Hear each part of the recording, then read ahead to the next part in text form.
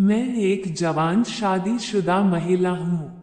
मेरी उम्र करीब 27 साल की है और मेरी करीब 2 साल पहले ही शादी हुई है। लेकिन मेरा पति विदेश चला गया, जिसके बाद मैं अपने देवर के नजदीक आ गई। सर्दी के मौसम में देवर ने पति की कमी को पूरा किया। दरअसल मेरी शादी रोहित नाम के लड़के के साथ घर वालों ने की है, लेकिन जवानी के इस वक्त में पति मुझे छोड़कर विदेश चला गया, जिसके बाद मेरे लिए कुछ जिंदगी में रस नहीं रहा। पति भी विदेश में होने के चलते कभी कभार बात करता है। शादी से पहले मुझे विश्वास था कि मैं उससे प्यार करना सीख सकती हूँ, और मैंने किया भी, लेकिन वह अभी तक मुझसे प्यार नहीं कर पाया है। मैं हमेशा उसके प्यार के लिए तरसती रहती हूँ। मैं जब भी उससे बात करने की कोशिश करती हूँ, वह काम में व्यस्त होने की शिकायत करता है। उसके पास मेरे साथ वक्त बिताने के लिए बिल्कुल भी समय नहीं है। वह मुझ पर ज्यादा ध्यान नहीं देता। सच कहूँ तो मैंने अपने जीवन में इतना अकेलापन शादी से पहले कभी महसूस नहीं किया था।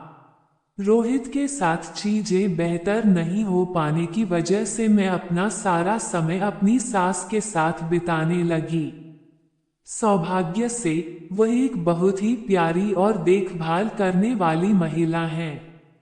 वह भी मुझसे बात करना पसंद करती है। उनके साथ मेरा समय अच्छे से कट जाता है। लेकिन जब रात होती है तो मुझे भी लगता है कि दूसरी महिलाओं की तरह मैं भी अपने पति के साथ रोमांटिक पल बिताऊं, लेकिन मेरी किस्मत में ऐसा नहीं था। हमारी शादी को 2 साल ही हुआ है। ऐसे में हम कुछ ही बार इंटीमेट हुए हैं, वो भी उसके मूड के हिसाब से। मेरी जरूरतों और चाहतों की उसने कभी परवाह नहीं की थी। मैं अपनी शादी से बहुत ही दुखी महसूस कर ही रही थी कि इस बीच रोहित का छोटा भाई रमेश अमेरिका से अपनी नौकरी छोड़कर भारत वापस आ गया। मैं उससे पहली बार मिल रही थी। मैंने उसे शादी में नहीं देखा था। ऐसा इसलिए क्योंकि उसे उस समय वापस आने के लिए वीजा नहीं मिला था। ऐसे में जब वो वापस आया तो मैं उसे देखकर पूरी तरह दंग रह गई। ऐसा इसलिए क्योंकि रमेश दिखने में बहुत हैंडसम है। उसके पास न केवल अच्छी खासी हाइट है, बल्कि आवाज भी बहुत ही अद्भुत है।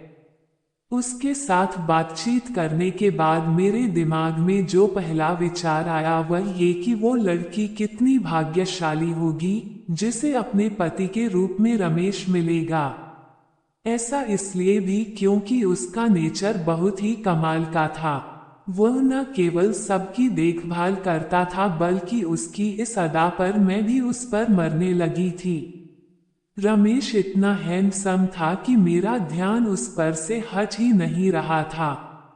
मैं नहीं जानती कि मुझे क्या हो रहा है, लेकिन धीरे धीरे मैं उसके प्यार में पड़ गई।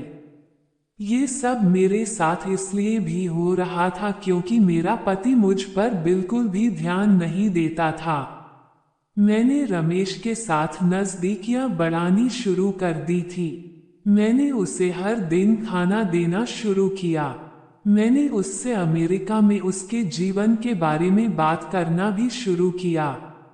इसी बीच एक दिन मैंने उसे डेटिंग ऐप पर लड़कियों की जांच करते देखा। वह चुपके से लड़कियों की प्रोफाइल चेक कर रहा था। मैं नहीं जानती थी कि मुझे एकदम से क्या हुआ, लेकिन उसी रात मैंने उसी डेटिंग ऐप को डाउनलोड किया जिसका इस्तेमाल रमेश करता था, और अपनी एक नकली प्रोफाइल बनाई। मैंने सूर्यास्त की ओर फेस करते हुए अपनी एक बहुत ही सुंदर तस्वीर लगाई ताकि वह मेरा चेहरा न देख सके। फिर हम दोनों की बात शुरू हो गई। मैंने उससे मिलने को कहा, वह मुझसे मिलने के बाद देखा बोला, भाभी आप? मैंने बोला हाँ, मैं तुम्हारी भाभी। फिर हम दोनों को एक दूसरे से प्यार हो गया। और हम दोनों रात की वो करते जो एक पर पत्नी करते हैं। मुझे अब अपने पति की कमी महसूस नहीं होती।